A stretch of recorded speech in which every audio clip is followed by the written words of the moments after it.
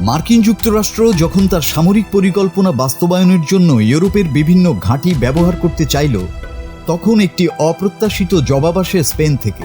ওয়াশিংটনের অনুরোধ ছিল স্পেনের সামরিক ঘাঁটিগুলো ব্যবহার করার অনুমতি দেয়া হোক, কিন্তু স্পেনের বামপন্থী জোট সরকার স্পষ্ট ভাষায় জানিয়ে দেয় স্পেন কোনো দেশের নির্দেশে চলবে না। এই সিদ্ধান্তের পর মার্কিন প্রেসিডেন্ট ডোনাল্ড ট্রাম্প ক্ষুব্ধ প্রতিক্রিয়া জানান।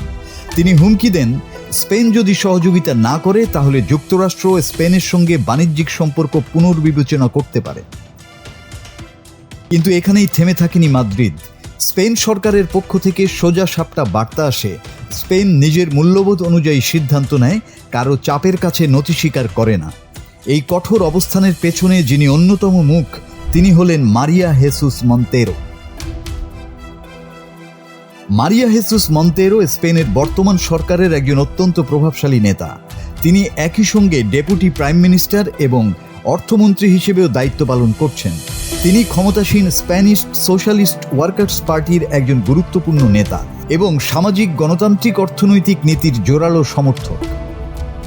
স্পেনের বর্তমান বামজোট সরকারের অর্থনৈতিক নীতি, বাজেট পরিকল্পনা এবং সামাজিক ব্যয়ের বড় অংশই তার নেতৃত্বে পরিচালিত হয়।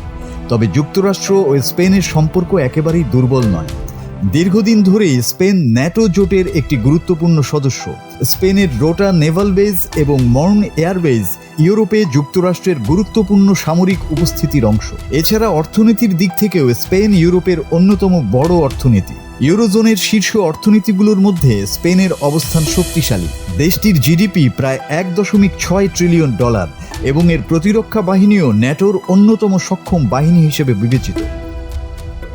তাই অনেক বিশ্লেষকের মতে এই ঘটনা শুধু কূটনৈতিক উত্তেজনা নয়, এটি ইউরোপীয় দেশগুলোর কৌশলগত স্বাধীনতার প্রশ্ন।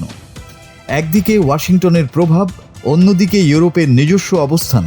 এই টানাপোড়েনের মধ্যেই স্পেনের মতো দেশগুলো দিতে চাইছে একটি বার্তা, আর সেই বার্তাটি হলো মিত্রতা থাকবে, কিন্তু সিদ্ধান্ত হবে নিজেদের স্বার্থ ও মূল্যবোধ অনুযায়ী।